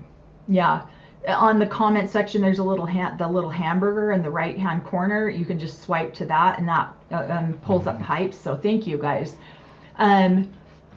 Again, we'll just throw out a call for holding out help. They had a goal to meet by the end of the year. They're so close to that goal. So if you are interested in donating for this time of year, we really recommend that you look them. They help people who are coming out of these types of societies, polygamists only. They go through and they really help them, and they do a lot of counseling. They help them with clothes. A lot of people just leave with the clothes on their backs. So, yeah. Okay, I'm, again, disclaimer, nefarious revelation coming. Yeah. Oh gosh, here we go. If Cody's watching, it's probably a good idea to start a church. He was very charismatic. That's part of being a leader, is some charisma. And to be honest with you, he had a lot of people or friends within the AUB. And I'm sorry, the AUB, especially with the last 3 prophets, have lost a majority of their followers. Those people are just like Cody, who are like, you know what, we don't want to deal with this anymore. We don't want to have to go in and go through the process to get some sort of recommend to be able to even step into their building. And so they become independents or apostates or whatever they want to call it. And if he was able to organize his little church, probably got some buddies out there that would probably come and join. So he probably could get a church of 5,000 people, because at least half of the AUB is no longer attending. So it's true. Well, look, it appears that way, at least. Yeah. Somebody says, Cory, you'll have to model your kilt so we can do a who wore it best between you and Cody and his kilt.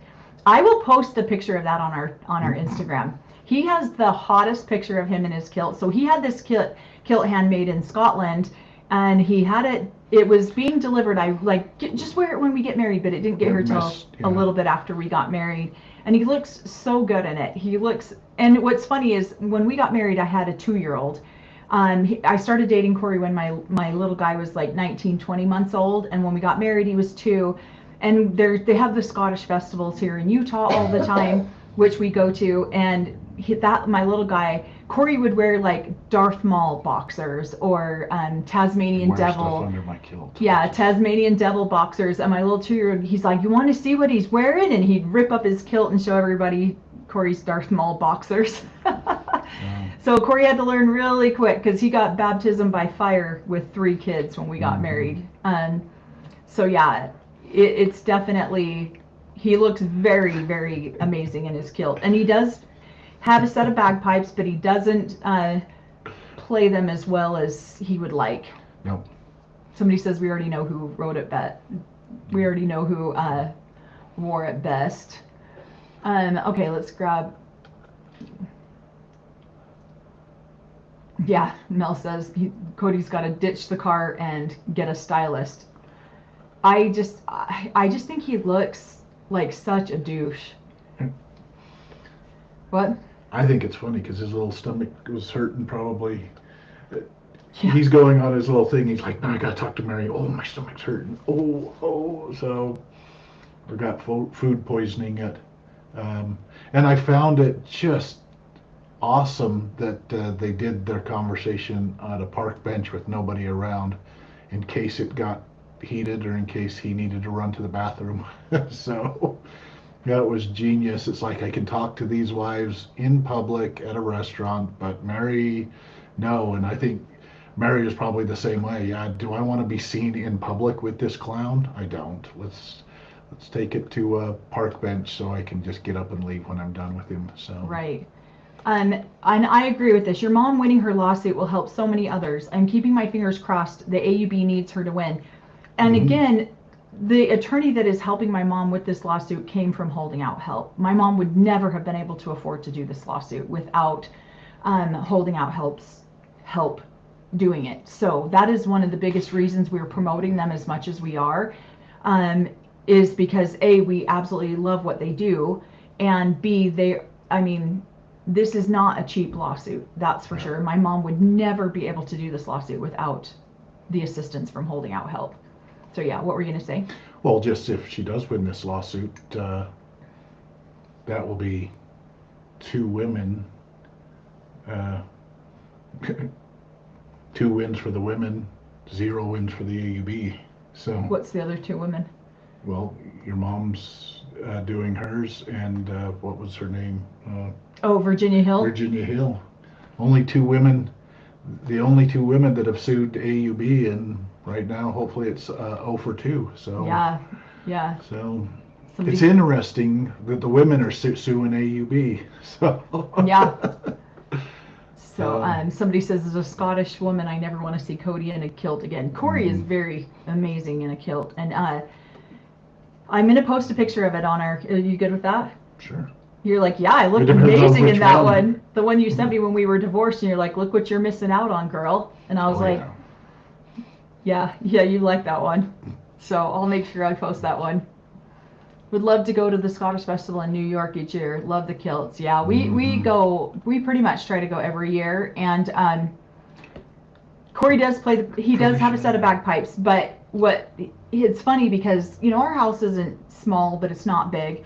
And Cory would have to be at one end of the house with the doors all shut for our little girl to not lose her mind, because they scared her so bad. They were so loud, and she would really struggle with that. And so he'd go all the way to the end of the house, and play them, and she would still get a little scared. And so that's why I make the comment about him. He's like, wow, I didn't know I played him so terribly that she would cry like that every time. I'm like, it's not that you play him terribly. It's just that she would get so terrified of him. She just turned 23 yesterday. It's really amazing because we built this house 23 years ago, and we closed on December 23rd. I was the realtor, I was the loan officer, and I was 9 months pregnant. And we closed on our house on December 23rd. We hadn't bought 1 ounce of Christmas for our children. And this is our first Christmas married. Well, no, this is our second Christmas married. And we moved in here and so then we hurried and moved in, slammed out. We went and bought Christmas, had Christmas the 25th, and then had our baby the 28th of December. That was and then I went back to work full-time January 2nd because I was so busy at work at that point. And so that was one of the craziest times of our lives. I was exhausted. And if you weren't such he was the most amazing father with a newborn. And I was like, oh my God, I would have 10 children with this man, because he'd sit up all night with her because he knew I had to work the whole next day. And I nursed her I breastfed her until she was 1. And so he would be like, he waited on me hand and foot. It was an amazing time. I look back on that, and now that I'm 51, I'm like, I don't have the energy. I don't know how the hell I did that back then. And somebody says, give us a bank account number to donate to and we'll help your mom. So we haven't started up like a GoFundMe or anything like that for my mom. we've gone back and forth on that a lot on our channel. That's why we've pushed Holding Out Help, because they are already set up for nonprofit. They're already set up for all of that kind of stuff. We are not. And so we appreciate it. Like, if you donate to them, there's a little description box. You can always put, I don't know how they do that. You can always put something like for Sherlyn. You can say that you came off our channel. So yeah, we're just not set up for nonprofit like that, and I'm not sure exactly how we would go about doing that. Somebody says a GoFundMe would be much safer. We've gone back and forth on that.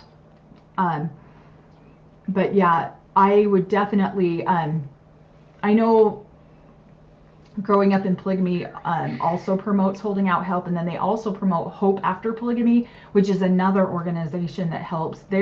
The Hope After Polygamy, I believe she's the one who did the show Escaping Polygamy. Am I right on that? Do you know? I'm not sure. If she was one of the founders of Escaping Polygamy. She started a nonprofit called Hope After Polygamy. So there's two different organizations. I haven't worked with Hope After Polygamy. We just went and toured Holding Out Help's facilities, because if we were going to promote them as heavily as I feel like we have been, I wanted to see what they did and what they offered. Yeah. So because I'm very, very conscious of who we donate our hard-earned money to, and we don't ever want to promote something where it's taken advantage of, because we appreciate your views, and we appreciate that you trust us, and we would never want to promote something that we felt like was untrustworthy. So we went and did that. Let's see. You probably won't answer this, but it's okay. I'm going to ask, why did you all get divorced? We're gonna make an entire video around why we got divorced, and then what made us decide to get back together and get married again. So that is coming. We will do that too. We were gonna do this at the beginning of December, because I'm like, let's put this out in December. And then I got so sick we couldn't film. So, but because we wanted to do how we met, our relationship, and then why we got divorced. A lot of it was conditioning too. A lot of it was we hadn't worked through a lot of the conditioning of the beliefs that we were taught growing up, and it was a hard time. Most people we know didn't even know we got divorced, because we tried so hard to be good parents to our kids during that time frame too, and we never put anything out on social media about it. We tried really hard to be as respectful as we could to each other, and we did what was called nesting. So our children lived in the home, and we moved out of the home. So when it was Corey's time for the kids, he moved into the home and I moved out. And then when it was my turn, I would move back in and Corey would leave. Because we didn't want to upset our children, and so we did that during the divorce process as well. Just because we didn't want them to feel like anything was their fault, and this was a family home that we had built, and we wanted our children to feel as safe as possible during the whole situation. And I don't want to use that word because I feel like it's so overused, but that's what we did. So we will make a video on that now that I'm not so sick, and I want to get that out in January so that we can do that. Maybe Mel and Corey know the difference between Holding Out Help and Help After Polygamy, but I'd rather contribute it to the former since I know it contributes to, well, Holding Out Help is the one who contributes to my mom. So she is the one, they're the ones who have. That's what former means? Yeah. Oh, sorry. I misread that. Why you gonna mock me like that? Jeez. Yeah.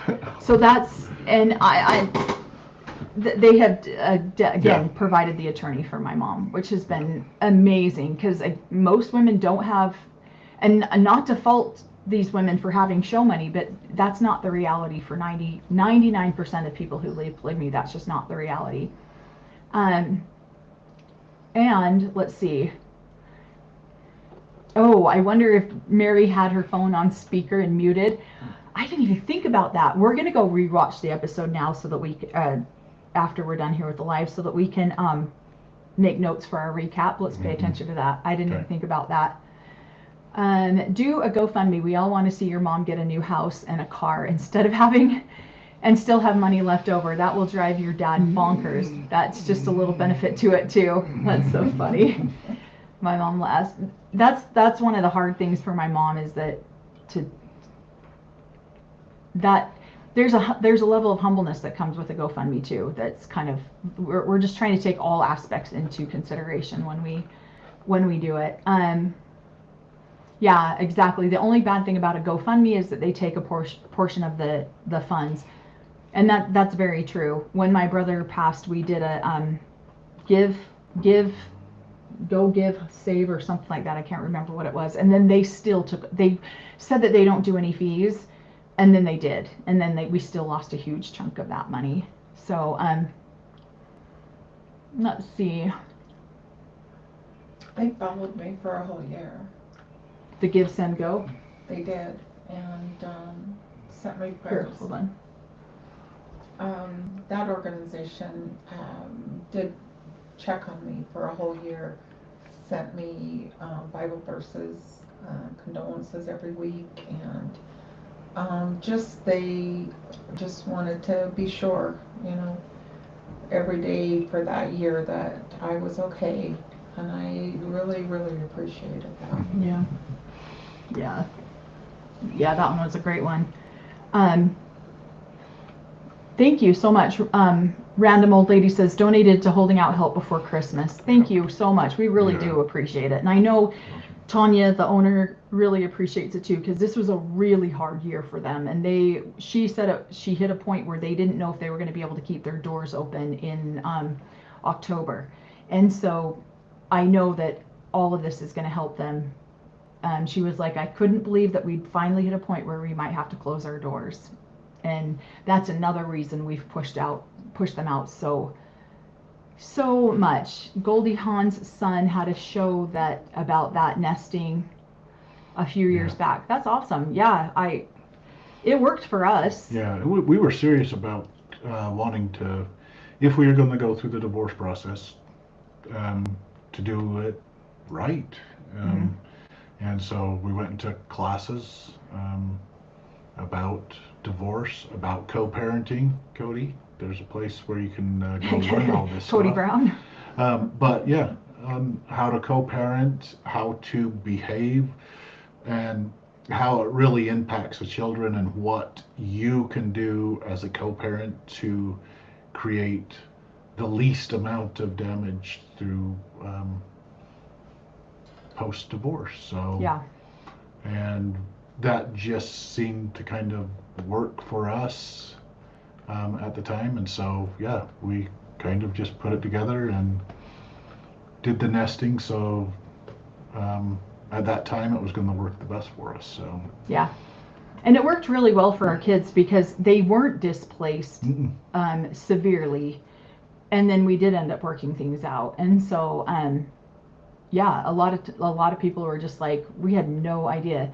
And I've got a couple siblings out there who are just like my dad, who are just like, we got to tell the whole world all of Melanie and Cory's flaws. And so, and that's why I'm like, we'll talk about them. I'll own them. We'll own it. We'll own exactly what it was. But it's something that we want to bring out. Definitely not in a live, because there's not the time to talk about the details of some things. But we will absolutely talk about it. I'll absolutely own every bit of my portion of it. Cory's owned every bit of his portion of it. We have no problem talking about it whatsoever. Because, and that's what I said to Cory, when we first started doing our lives and stuff together, I'm like, I'm sorry, but we can't go through what we have gone through and not try to help other people with it, because that was too big of an experience. And for us to the love and the grace that we did try to show each other as much as we could through the process, and then getting back together, to not use that experience to try to help other people. So that's another reason why. It was amazing catalyst too, because I feel like we had done some therapy before, but going through, that's therapy on steroids. Yeah, it really was. Marriage counseling. I'd never done anything along the lines of a marriage counseling either, and reading books. She gave me a bunch of books to read about marriage and what to expect, and uh, so I was hungry for knowledge at that point in time too. And so I was looking how, I'm like, give me all of it. I'd read stuff about parenting, but I never read anything about marriage because Yeah. you just thought you wing it. And we'd My never really parents did. seen healthy relationships. We'd never seen healthy marriages. And so Wing it. we didn't know what to do. We were winging it. And so when we got back together, like I felt like we even sat down and had conversations before we got married about parenting, not about marriage. And that's two totally different things. Not and what either one of us were expecting out Yeah. of marriage. I didn't know what to expect in a marriage. And so- I would say one of the biggest things that led to our divorce is the fact that we never prioritized our marriage. We always prioritized our children. And to the point where we literally never took time out to go and spend time alone. We had a rule and a policy, which we still do, that if our children call us, they're always a priority. They've really struggled with our YouTube channel because if when we're For 2 filming, hours, like if they were to call us right now, we wouldn't answer. And so they're like, where are you? Because they're always used to being able to get a hold of us, and that we've always prioritized our children. That was probably the number one thing that led to our divorce, is the fact that and now I feel like we're better at it now. We're not as good as we could be, but we're better about it now. And also I feel like what makes things different this second go around is that saying is true, that you don't know what you have until you've lost it. And I don't think that we realized like exactly what we had with each other until it was gone. Well, in my first marriage, I didn't I didn't know what to expect in a marriage. Yeah. I didn't even know what I wanted in a marriage. If somebody had said, "Hey, what does marriage mean to you, or what do you expect?" or I wouldn't know. I wouldn't know what to put down on paper or a list of things that I wanted. And so that was the first time that she's like, well, what kind of marriage are you looking for? And I'm like, doggone it, I don't even know that. The therapist, one of the therapists Yeah, the that we therapist saw. we were going to. Yeah. So. And so then I was able to, great, this is exactly what I'm looking for in a marriage. And then when we decided to come back together, we had that discussion. So I'm not really stuck on the obedient part anymore, but Yeah. Yeah. so And obey into whatever the things that they say in the beginning of it.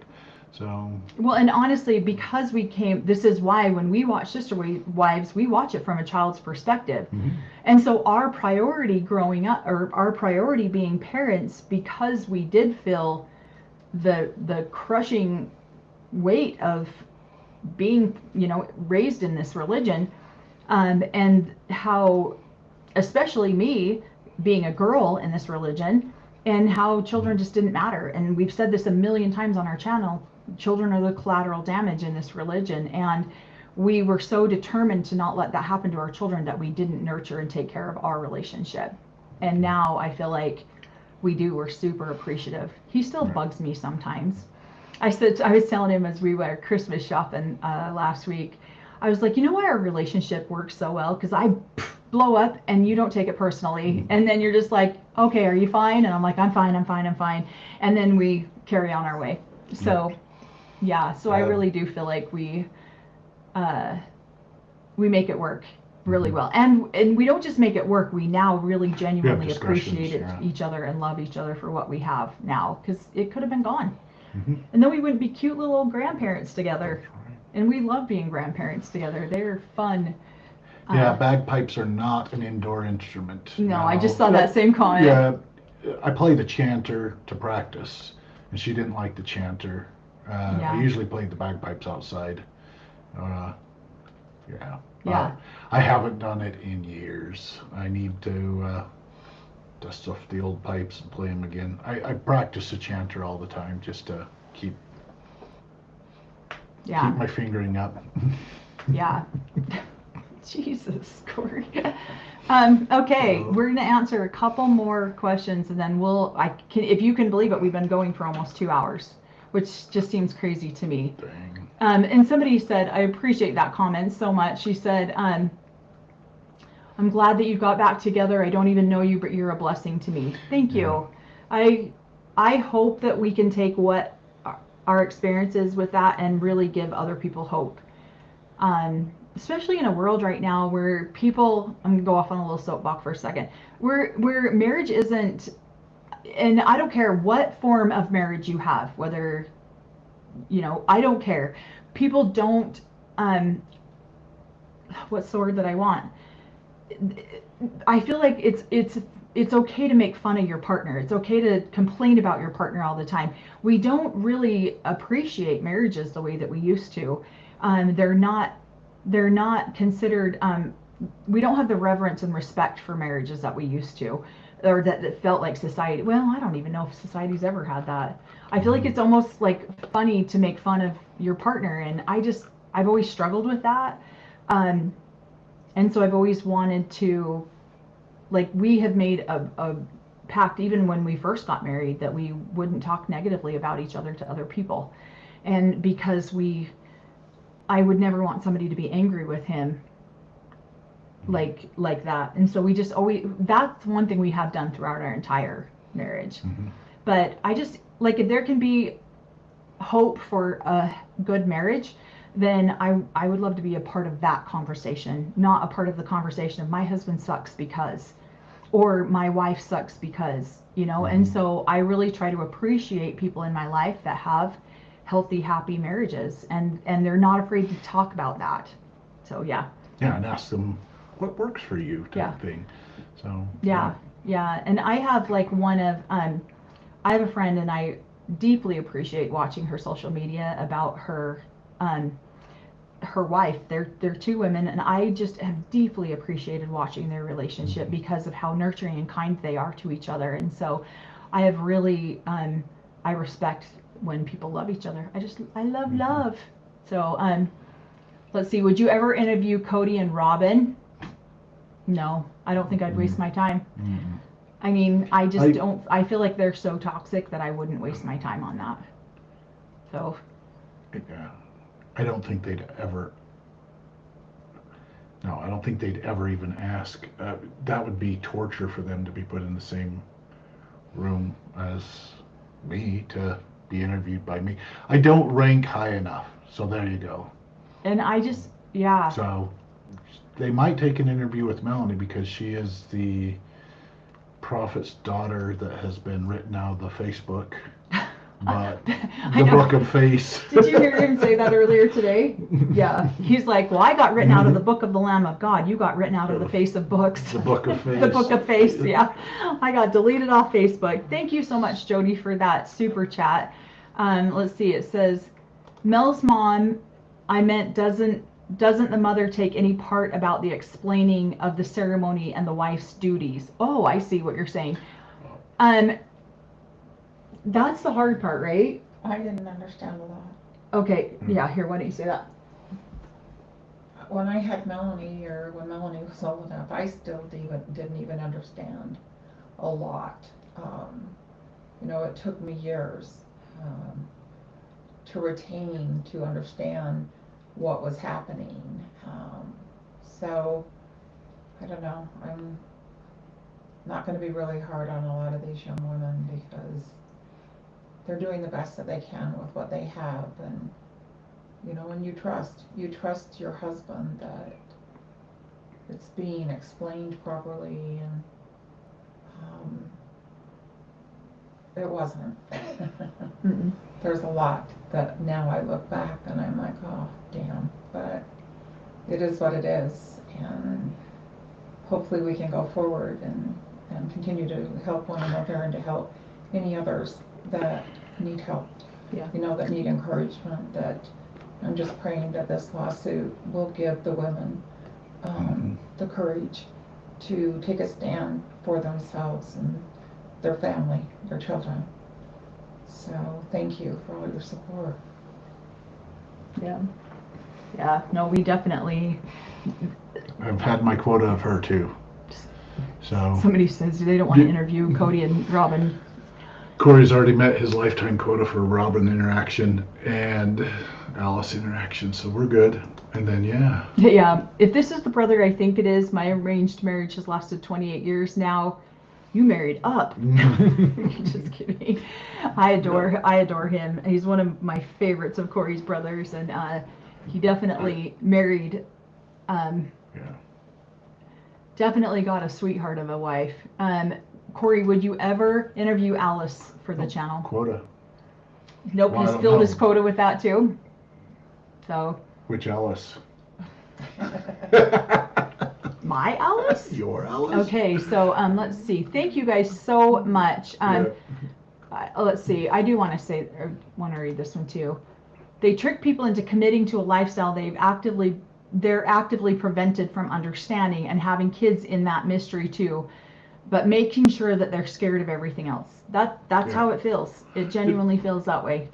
Oh. Yeah, it's a fear-based. We were raised in fear all the time. So you fear of the outside world, fear of the world ending, fear of sinning, fear of ever leaving because you had made a covenant never to leave. So it's all based around fear and the illusion of choice. So, and it truly is, as they push or guide or this is the next step and you need to take this next choice, but you have the choice to take it. Do you want to go to heaven? Do you want to move forward? Well, absolutely I do. And so you're constantly moving down a path. The straight and narrow is very, very hard. You don't want to wander off this way or that way. You need to stay on the straight and narrow. Every story, every teaching, we're taught that you need to move down this path with the illusion that you have a choice to move down. You have a choice to move down this path, and you do not, because you want to make it to heaven, and you do not want to veer from that path at all. And the minute you're like, well, wait a minute, there's some things that are contradictory.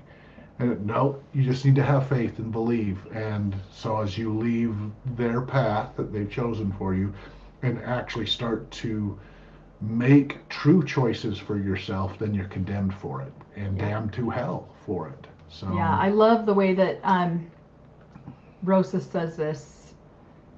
Where did it? How come it's not? I'm not seeing it on here. Oh, there we go, right here. Rosa says it's very coercive framing. It absolutely is. It is one of the most coercive. And the thing is you're deep into the commitment of it before you realize what you're even committing to, and then there's no way out. So every choice starts with, do you want to go to heaven or do you want to go to hell? It's very true. It's very true. So we're going to end on this one question. Come on. She just... Hugs, Mom. You got some great people surrounding you. By the way, did you win on the video game playing against your kids? So, if you follow our Instagram, I try to do like little personal touches. And last night was our daughter's birthday. She turned 23, and they were all playing video games together. And they begged Grandma, just play with us, play with us. It's like a hide and seek game online. And it was hilarious because I'm standing in the kitchen listening, and my mom's like, I don't know what to do. And she's trying so hard to hit this video game. So I just took a little video because you couldn't see any of the faces of the kids. And they're all just like, come on, Grandma, you can do it. They really had to coerce you into it. So into it for a minute. And finally my 27-year-old, he's like, Grandma, come on, it's her birthday. You got to do it because it's her birthday. And she's like, okay, fine. So she gets on there and she's just like trying so hard to beat them and just couldn't quite make it. So yeah, so if you follow our Instagram, you'll see some little stories like that. And then also you're going to get to check out this little stud on in his kilt, because I'll post that picture too. I'm going to actually post it on the actual, like, not just the stories. We're going to put it on the actual feed so that it's memorialized forever, because that's how hot you look in that picture. Thanks. Yeah, So- it worked out really hard for a couple of years. So Yeah. So thank you guys so much for the chat. It was a great conversation. Thank you for being so active and participating in the comment section and being respectful. We do appreciate that too. And then again, if you want to follow us on any of our other social media, all of our handles will be in the show notes later, and also the holding out help button will be in our show notes as well. There you go. So, and yes, I did see the comment that yes, they were in October, they were in fear of shutting down, because it's been a really hard year for donations for them, and they completely rely on donations. I know the Church of Jesus Christ of Latter-day Saints is one of their biggest supporters, and so I know that they help out a lot too. So yeah, there's that as well. And watch for our recap on this last episode, because man, it's going to be a doozy. Yeah, I'm not that good at bagpipes. I think I practice like 3 songs. Amazing Grace, yeah. Yeah, so I've got 3 songs down. I need to get them Tuned. Yeah, new reads, a whole bunch of. I need to take them in and get them all fixed up and everything.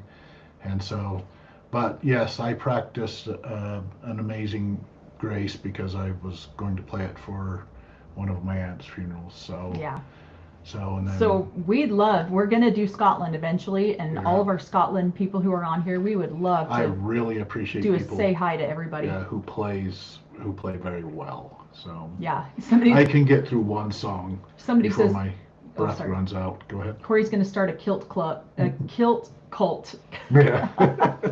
That's hilarious. Oh, it wasn't Corey's birthday. It was actually our daughter's birthday. She turned 23, the little gem. She's the one who got engaged a couple weeks ago and then turned 23 yesterday. So yeah, she's a fun one. She's our first biological child together, and we just adore her. So thank you guys so much. Everyone have a wonderful weekend. Everyone have a wonderful New Year's. We will probably actually go live again, possibly on Thursday on New Year's Day or Friday, one of those 2 days. So watch for that. We'll go live again one of those, probably one of those. I don't know exactly, but thank you guys. Everyone have a great night.